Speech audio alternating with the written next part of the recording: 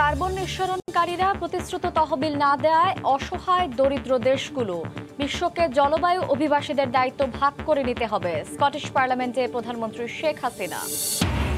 বাংলাদেশে বিনিয়োগের আহ্বান জানাতে লন্ডনে কাল থেকে শুরু হচ্ছে ইনভেস্টমেন্ট সামিট। উদ্বোধন করবেন প্রধানমন্ত্রী, ব্র্যান্ডিং করা হবে দেশকে। করোনাকালীন রফতানি খরা কাটিয়ে দারুণভাবে ঘুরে দাঁড়িয়েছে দেশ। গেল বছরের তুলনায় রফতানি আয় বেড়েছে 60%। দ্রুত এগিয়ে চলেছে চট্টগ্রামে এলিভেটেড এক্সপ্রেসওয়ের কাজ। কর্ণফুলী টানেলের সঙ্গে যুক্ত হওয়ায় পরিবর্তন আসবে শিল্প ও পর্যটন খাতে, কমবে যানজট।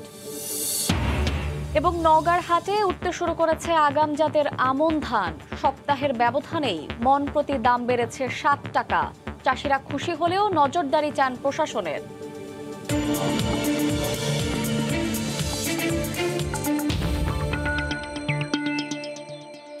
দেখছিলেন শিরোনাম। আমন্ত্রণ জানাচ্ছি দেশ ও দেশের বাইরের অর্থ বাণিজ্যের নানা খবর নিয়ে আমাদের নিয়মিত আয়োজন এ সময়ের বাণিজ্যে। আপনাদের সঙ্গে আছি শায়লা রহমান ইমা।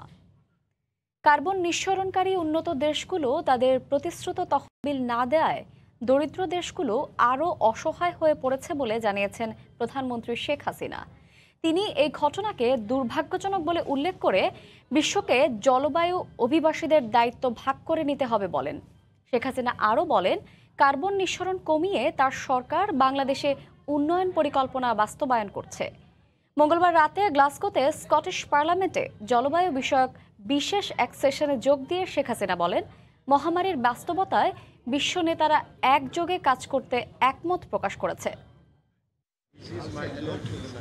জলবায়ু পরিবর্তন সম্পর্কিত শীর্ষ সম্মেলন কপের ২৬তম আসরে ক্লাইমেট ভালনারেবল ফোরাম বা ভুক্তভোগী দেশগুলোর প্রেসিডেন্ট হিসেবেও স্কটল্যান্ডে বেশ কিছু সাইডলাইন ইভেন্টে যোগ দিয়েছেন প্রধানমন্ত্রী। সিভিএফ এর ৪৮টি দেশের নেতাদের সংলাপে শেখ হাসিনা অভিযোগ করে বলেন, কার্বন নিঃসরণকারী উন্নত দেশগুলো তাদের প্রতিশ্রুত তহবিল না দেয়ায় জলবায়ু ঝুঁকিপূর্ণ দরিদ্র দেশগুলোকে অসহায় অবস্থার মধ্যে পড়তে হচ্ছে।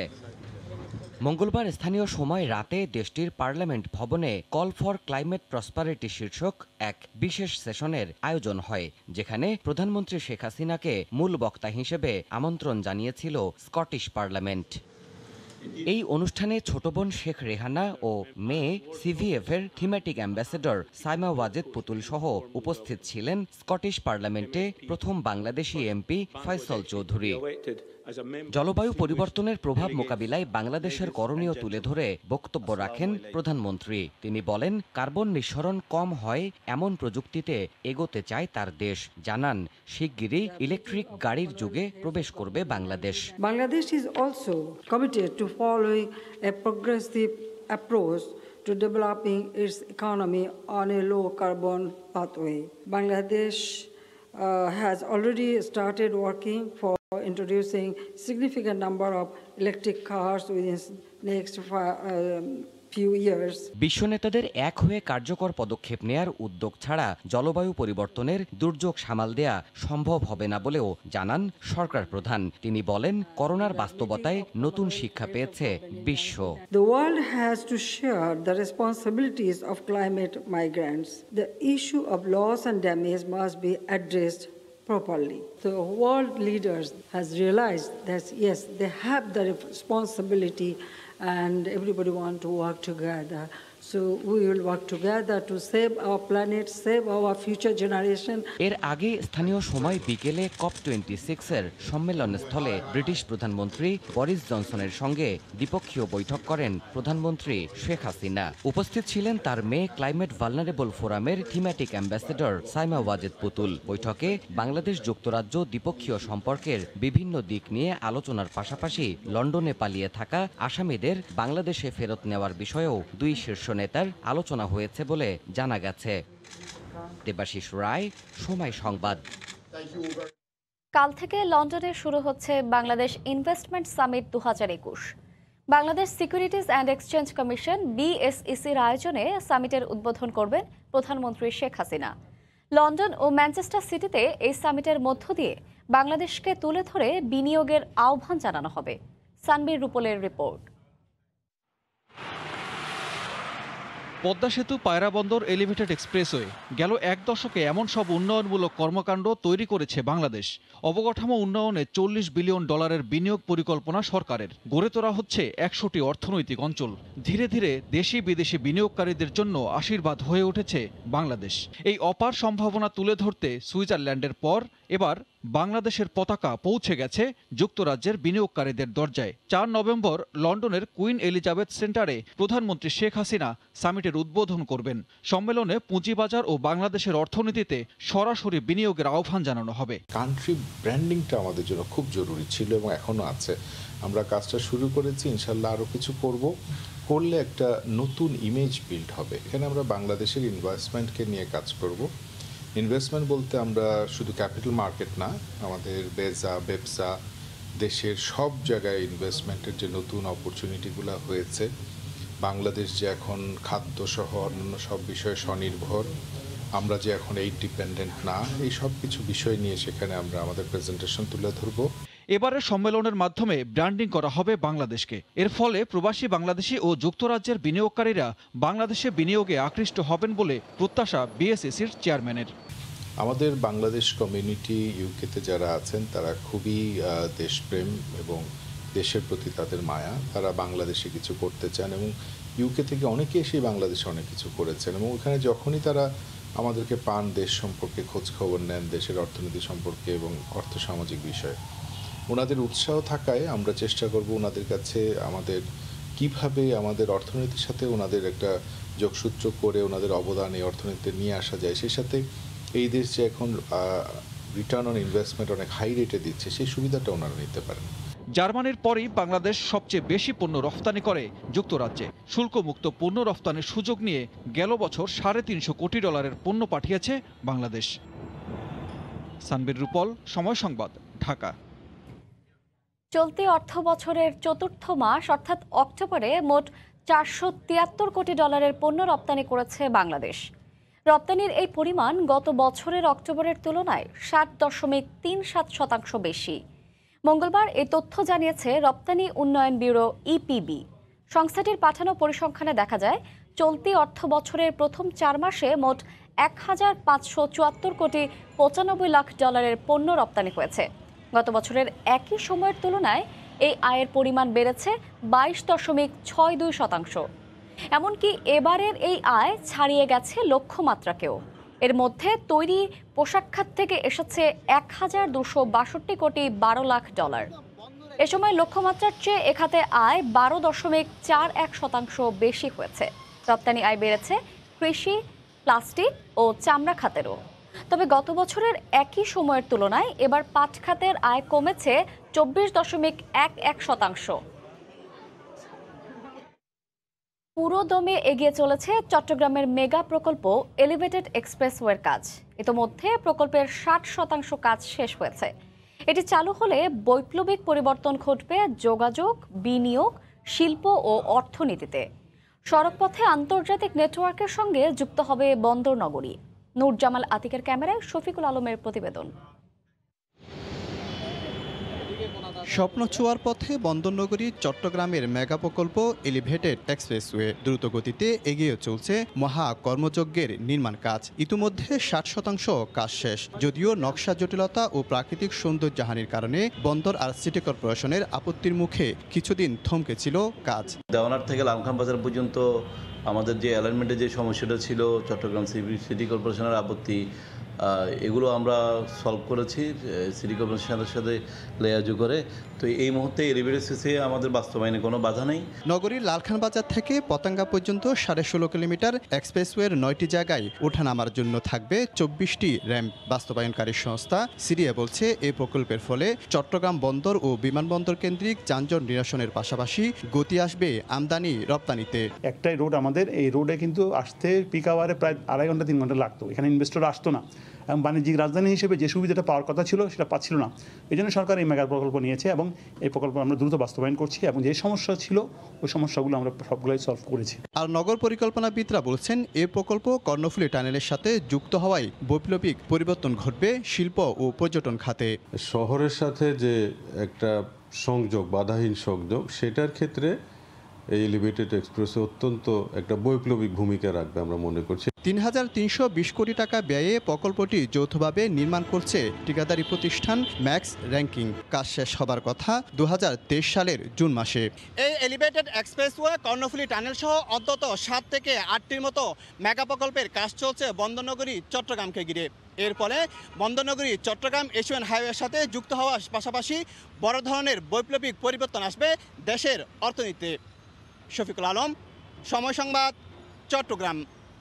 ব্রাহ্মণবাড়িয়ার আখাউড়া স্থলবন্দর দিয়ে রপ্তানির পাশাপাশি চাল এবং গম আমদানি হওয়ায় বন্দরটি চাঙ্গা হয়ে উঠছে। এতে রপ্তানি আয় বৃদ্ধির পাশাপাশি বেড়েছে সরকারের রাজস্ব। তবে গত সোমবার থেকে স্থলবন্দরের ওয়েট স্কেলটি বিকল হওয়ায় বন্ধ রয়েছে আমদানি কার্যক্রম। এই মুহূর্তে আখাউড়া স্থলবন্দরে আছেন রিপোর্টার উজ্জ্বল চক্রবর্তী। সরাসরি যাচ্ছে তার কাছে। উজ্জ্বল।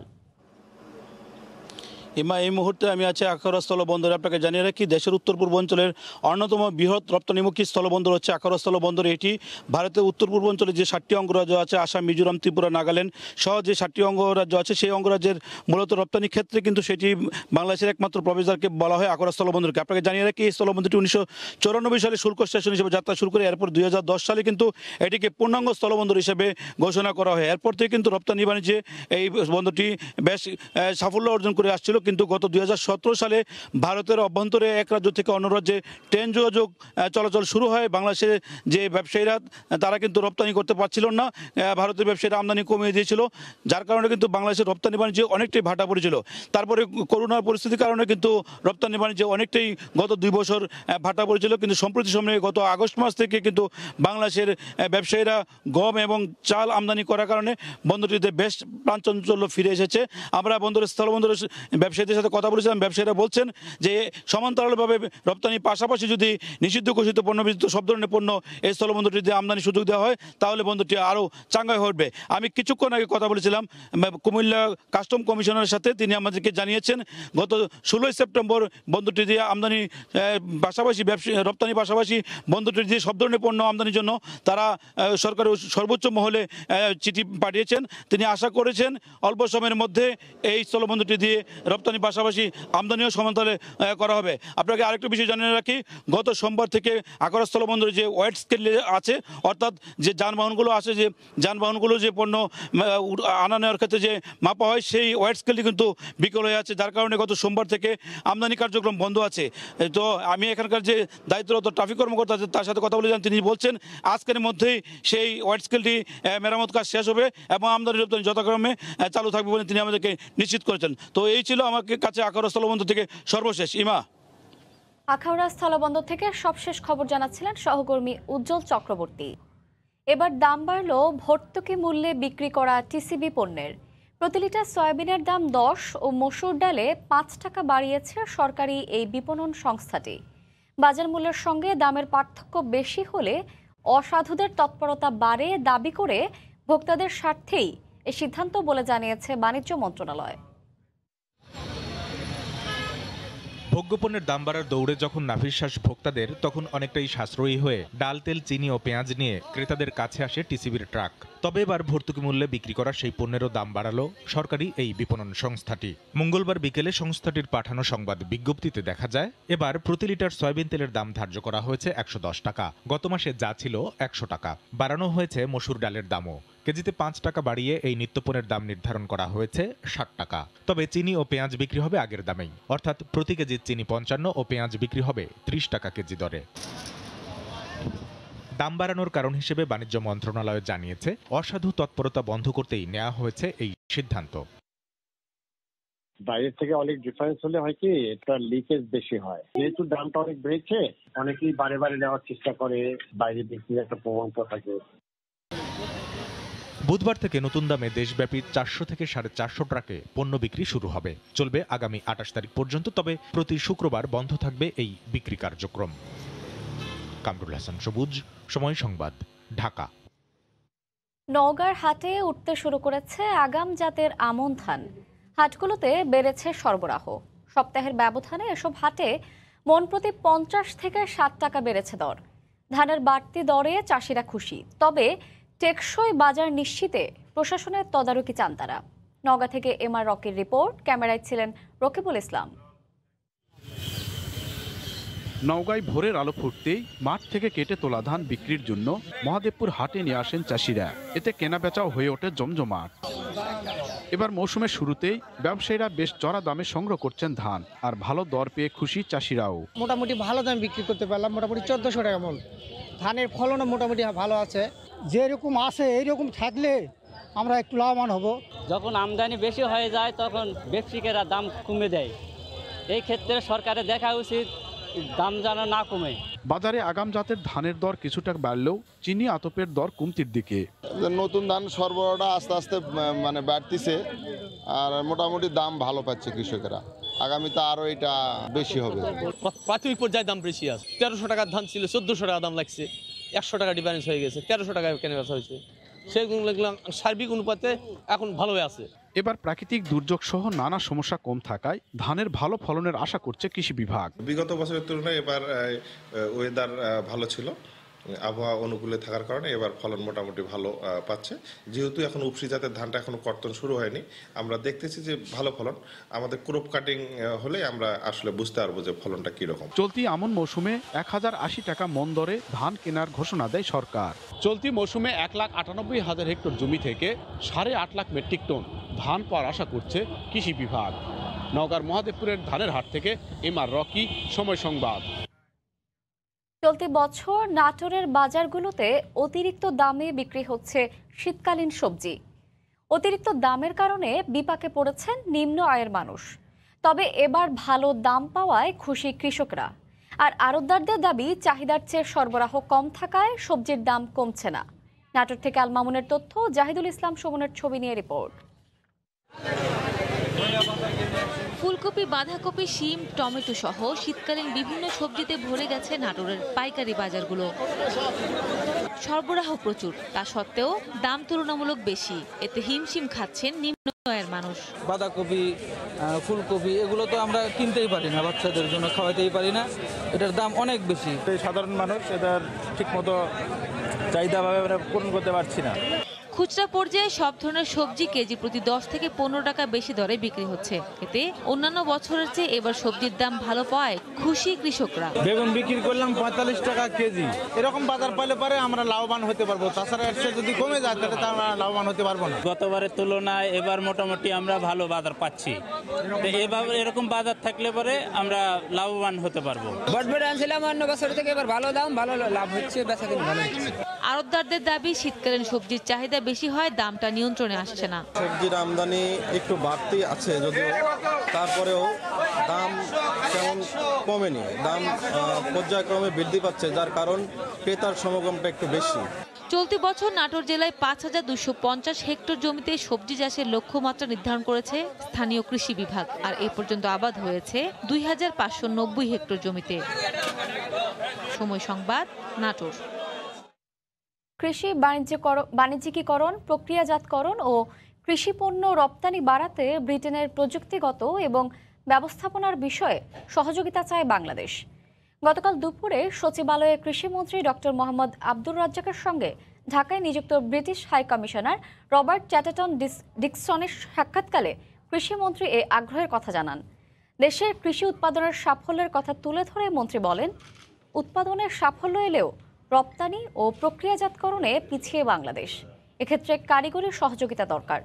ইউরোপের বাজারে সতেজ শাকসবজি, ফলমূল ও প্রক্রিয়াজাত কৃষিপণ্যের রপ্তানি বাড়াতে কৃষিমন্ত্রীর নেতৃত্বে দেশের শীর্ষস্থানীয় উদ্যোক্তা ও ব্যবসায়ীদের একটি দল শিগগিরই নেদারল্যান্ড ও ব্রিটেন সফরে যাচ্ছেন।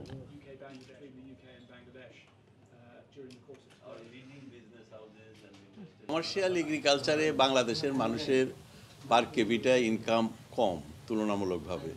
আমরা চাচ্ছি যে আমাদের যে উৎপাদন বেড়েছে, ফলন বেড়েছে, শাকসবজি, ফলমূল, এগুলো বিদেশে রপ্তানি করার অনেক সুযোগ রয়েছে। কৃষকের আয় কিভাবে বাড়ানো যায় এবং সেটি করতে হলে আমাদেরকে বাণিজ্যিক কৃষি, কমার্শিয়াল এগ্রিকালচারে যেতে হবে। আমরা যদি রপ্তানি বাড়াতে পারি তাহলে আমাদের কৃষকদের আয়ও বাড়বে, তাহলে স্থানীয় বাজারটাও কিন্তু তাদের কেনার ক্ষমতাও বাড়বে। আমরা ইউকের উই ওয়ান্ট টেকনিক্যাল সাপোর্ট এবং good linkage, managerial management support. আমরা তাদের কাছ থেকে ফান্ডিং সাপোর্ট এরকম এখন চাচ্ছি না। আবহাওয়া পরিবর্তনের কারণে চাঁদপুরের পদ্মা ও মেঘনায় এখন ইলিশের আকাল। এ অবস্থায় জাটকার সংরক্ষণকে বড় চ্যালেঞ্জ হিসেবে দেখছেন মৎস্যবিজ্ঞানীরা। আর এ ব্যাপারে সরকারের অবস্থানকে সহযোগিতার আশ্বাস দিয়েছেন মৎস্য ব্যবসায়ী ও জেলেরা। ফারুক আহমদের তথ্য এবং নাইমুল ইসলাম নীরবের ছবিতে রিপোর্ট। দেশে ৬টি অভয়াশ্রমে টানা ১ মাস ডিমওয়ালা মা ইলিশের ওপর গবেষণা চালিয়েছেন মৎস্যবিজ্ঞানীরা। বেশ কয়েকটি দলে বিভক্ত হয়ে দক্ষিণের উপকূল সহ চাঁদপুরের পদ্মা ও মেঘনায় এই গবেষণায় যোগ দেন বাংলাদেশ মৎস্য গবেষণা ইনস্টিটিউটের বিজ্ঞানীরা। এতে ইলিশের প্রজনন ক্ষমতা, মা ইলিশের ডিম ছাড়ার পরিমাণ এবং তাদের জীবনচক্র নিয়ে গবেষণা করেন তারা। কারণ আশ্বিনের ভরা পূর্ণিমায় সাগরের নোনা পানি ছেড়ে নদীর মিঠা পানিতে 2 ধাপে ডিম ছেড়েছে মা ইলিশ। এখন সেই ডিম জাটকায় পরিণত হয়েছে। এই 2 সময়েই যে পরিমাণে জাটকা হয় এটাই সারা বছর বড় হয়, সাগরে ফিরে যায়, আবার সাগরে 65 দিন তাদের নিরাপত্তা দেওয়া হয়। তো এই যে তাদের জীবনচক্র চলে, এই সময়ে তাদের নিয়মকানুন মানা, অর্থাৎ 1 মার্চ থেকে 30 এপ্রিল অভয়াশ্রমগুলোতে তাদের নিরাপত্তা দেওয়া, সাগরে ফিরে গেল 20 মে থেকে 23 জুলাই 2 মাস 5 দিন তাদেরকে নিরাপত্তা দেওয়া। মৌসুমের এই সময় ইলিশের আকালে মৎস্য ব্যবসায়ী এবং জেলেদের আর্থিক ক্ষতি হলেও জাটকা রক্ষায় সহযোগিতার প্রতিশ্রুতি দেন তারা। আর নদীতে জাটকা রক্ষায় নানা উদ্যোগের কথা জানান মৎস্য বিভাগের এই কর্মকর্তা। জেলেরা ওরকম মাছ পায় না, কোনো রকম চলে, আমাদের ব্যবসা অত ভালো না। আমরাও চাই জাটকাটা রক্ষা হোক, যাতে বড় হয়, বড় হইলে যাতে মানুষ দইরা খাইতে পারে। মাইকিং সহযোগে বিভিন্ন জেলে পল্লীতে সচেতনতামূলক কার্যক্রম অব্যাহত আছে। জেলে ভাইদের উদ্দেশ্যে আমাদের বলতে চাই, আমাদের এই কার্যক্রমকে সফলতা দান করার জন্য তাদের সচেতন হওয়া অত্যন্ত জরুরি এবং তারা এই দায়িত্ব নিয়ে কাজ করে জাটকা সম্পর্ক রক্ষা করে নিজেদের এবং দেশের মৎস্য উৎপাদনে গুরুত্বপূর্ণ ভূমিকা রাখবে বলে আমি আশা করি। 1 নভেম্বর থেকে 30 জুন পর্যন্ত জাটকা রক্ষায় নানা কর্মসূচি থাকলেও মার্চ এপ্রিল 2 মাস অভয়াশ্রমগুলোতে সব ধরনের মাছ ধরা নিষিদ্ধ থাকে। সময় সংবাদ, চাঁদপুর। মানিকগঞ্জে 8 দিনেও উদ্ধার হয়নি ফেরি আমানত শাহ। আজও 5 নং ঘাট বন্ধ থাকায় দেখা দিয়েছে যানজট, দুর্ভোগে যাত্রী ও যানবাহন শ্রমিকরা। আর বিআইডব্লিউটিএ বলছে উদ্ধার কাজ অব্যাহত রয়েছে। মানিকগঞ্জ থেকে মোহাম্মদ ইউসুফ আলীর তথ্য ও রমজান আলীর ছবি নিয়ে রিপোর্ট। মানিকগঞ্জের পাটুরিয়ায় 8 দিনেও উদ্ধার করা যায়নি ডুবে যাওয়া ফেরি আমানত শাহ। এখনো 5 নম্বর ঘাটে রয়েছে উদ্ধারকারী জাহাজ হামজা ও রুস্তম। 2 দিন ধরে উদ্ধার কাজ শুরু করেছে বেসরকারি প্রতিষ্ঠান জেনুইন। এদিকে 5 নম্বর ঘাটটি এখনো বন্ধ থাকায় তৈরি হয়েছে দীর্ঘ যানজট। এতে চরম দুর্ভোগে পড়েছেন যাত্রী ও যানবাহন শ্রমিকরা। আমরা খুব কষ্টে আছি, ফেরিঘাটের সংকট, পল্টনের সংকট, ফেরি ডুবি আছে, এগুলোর কোনো বিকল্প ব্যবস্থা নেই। আজ 2 দিন আমি ঘাটে, ওষুধের গাড়ি, ইমার্জেন্সি গাড়ি, এই গাড়িটাও দিচ্ছে না। চুরি করছে, গাড়ি কাছে থাকতে হচ্ছে, গাড়ি বাধাই দিচ্ছে, আমরা কোন দিক যাব? বিআইডব্লিউটিএ উদ্ধারকারী দল জানায় বেসরকারি প্রতিষ্ঠান জেনুইন এখন ফেরিটির নিচে ড্রেজিং ও সলিং এর কাজ করছে। মেসেঞ্জার তার পাস করার জন্য এরা ড্রেজিং করতেছে। Wings bus on the way আছে, এই উইংস বাস না পৌঁছা পর্যন্ত এই কাজগুলো অব্যাহত থাকবে। গত 27 অক্টোবর ফেরি আমানত শাহ 14টি বড় যানবাহন ও 5টি মোটর বাইক নিয়ে পাটুরিয়ার 5 নম্বর ঘাটে উল্টে অর্ধেক পানিতে ডুবে যায়। সময় সংবাদ, মানিকগঞ্জ। আগামী 5 নভেম্বর হতে যাওয়া প্রথমবারের মতো উপসাগরীয় অঞ্চলে বসবাসরত প্রবাসী বাংলাদেশি ব্যবসায়ীদের নিয়ে বিজনেস কনফারেন্সের চূড়ান্ত প্রস্তুতি নিচ্ছেন কাতার বাংলাদেশ বিজনেস কাউন্সিল। গালফ প্রবাসী বাংলাদেশিদের মধ্যে ব্যবসায়িক নেটওয়ার্ক গড়ে তোলার লক্ষ্যে আয়োজন করা হচ্ছে এই বিজনেস কনফারেন্স। কাতার প্রতিনিধি আনোয়ার হোসেন মামুনের তথ্য, ছবি নিয়ে রিপোর্ট। প্রথমবারের মতো কাতার বাংলাদেশ বিজনেস কাউন্সিলের আয়োজনে আগামী 5 নভেম্বর উপসাগরীয় অঞ্চলে বসবাসরত প্রবাসী বাংলাদেশি ব্যবসায়ীদের নিয়ে কাতারের রাজধানী দোহা ওল্ড কানম ম্যাজিস্ট্রেট হোটেলের হলরুমে বাণিজ্য সম্মেলন অনুষ্ঠিত হবে। বাণিজ্য সম্মেলনের চূড়ান্ত প্রস্তুতি হিসেবে স্থানীয় সময় মঙ্গলবার রাতে এক প্রস্তুতিমূলক সভা অনুষ্ঠিত হয়েছে। মূলত 2022 কাতার ফুটবল বিশ্বকাপকে সামনে রেখে ব্যবসায়িক সম্ভাবনা কাজে লাগিয়ে কাতার সহ মধ্যপ্রাচ্যের দেশগুলোতে বাংলাদেশি পণ্যের বাজার সৃষ্টির লক্ষ্যে এই কনফারেন্স আয়োজিত হচ্ছে। গালফ প্রবাসী বাংলাদেশি ব্যবসায়ীদের নিয়ে বাণিজ্য সম্মেলন অনুষ্ঠিত হতে যাওয়ায় খুশি কাতার প্রবাসী বাংলাদেশি ব্যবসায়ীরা। বাংলাদেশ সহ কাতারের বা গালফ কান্ট্রির বিভিন্ন দেশের বিজনেসম্যানরা যারা বাংলাদেশি বিজনেসম্যান আছেন তারা এর সাথে অন্যটাই এবং যোগাযোগ বন্ধন হবে এবং এতে করে আমরা বাংলাদেশি বিজনেসম্যান একজনের সাথে আরেকজনের পরিচিত হব এবং আমাদের বিজনেসকে ত্বরান্বিত করব। গালফ বিজনেস কনফারেন্সের মাধ্যমে উপসাগরীয় অঞ্চলে বসবাসরত প্রবাসী বাংলাদেশি ব্যবসায়ীদের একত্রিত করে বাংলাদেশের উন্নয়নে বিভিন্ন খাতে বিনিয়োগ করার সিদ্ধান্ত নেবেন বলে জানালেন এই আয়োজক। ইনশাল্লাহ আগামী 5 নভেম্বর 2021 ইনশাল্লাহ আপনারা দেখবেন আমরা একটি সুন্দর সফল কনফারেন্স বাংলাদেশ বিজনেস কনফারেন্স অনুষ্ঠিত করেছি এবং এইটা থেকে ইনশাল্লাহ আমাদের বাংলাদেশের একটি বেনিফিট হবে, কারণ আমরা এখানে কনফারেন্সের মাধ্যমে আমাদের ব্যবসায়ীদের একতা করে তুলব। এই কনফারেন্সে কাতার ও গালফের বিভিন্ন দেশে বসবাসরত প্রায় 200 জন প্রবাসী বাংলাদেশি ব্যবসায়ী অংশ নিচ্ছেন। সময় সংবাদ, কাতার। ইউরোপের অন্যান্য দেশে যেখানে প্রত্যেক বছর শ্রমিকদের গড় আয় বৃদ্ধি পাচ্ছে, সেখানে গেল 10 বছরে ইতালির প্রত্যেক শ্রমিকের আয় কমেছে গড়ে বার্ষিক 596 ইউরো। সম্প্রতি এসব তথ্য উঠে এসেছে ইনস্টিটিউট অব ইতালিয়ার তথ্য ও গবেষণা পরিসংখ্যানের সার্ভে রিপোর্টে। বিস্তারিত ভেনিস থেকে ইতালি প্রতিনিধি মাকসুদ রহমানের রিপোর্টে। গেল 10 বছরে ইতালিতে প্রত্যেক শ্রমিকের বার্ষিক গড় আয় কমেছে 596 ইউরো, কিন্তু একই সময়ে ফ্রান্স, স্পেন, অস্ট্রিয়া, নেদারল্যান্ডস ও ইউর অন্য সব দেশের শ্রমিকদের বার্ষিক গড় আয় বৃদ্ধি পেয়েছে উল্লেখযোগ্য পরিমাণে। এতে অর্থনৈতিক সংকটে অনেক ইতালিয়ান শ্রমিক সহ প্রবাসী বাংলাদেশিরাও। দেশটিতে গত 10 বছরের মধ্যে সর্বনিম্ন 2.3 মিলিয়ন বেকারত্বের সংখ্যা থেকে বৃদ্ধি পেয়ে তা বর্তমানে 6 মিলিয়ন অতিক্রম করেছে। গত বছর ইতালির বেকারত্ব হার ছিল 9.2%, যা বর্তমানে 14.5% এসে দাঁড়িয়েছে। সম্প্রতি এ সকল তথ্য উঠে এসেছে ইনস্টিটিউট অফ ইতালিয়ার তথ্য ও গবেষণা পরিসংখ্যানের সার্ভে রিপোর্টে। বর্তমানে ইতালিতে অবস্থান করছেন প্রায় 30 লক্ষ অস্থায়ী কর্মী। সময় সংবাদ, ইতালি। এবার চেহারা শনাক্তকারী বা ফেসিয়াল রিকগনিশন অ্যাপ বন্ধ করতে যাচ্ছে ফেসবুক।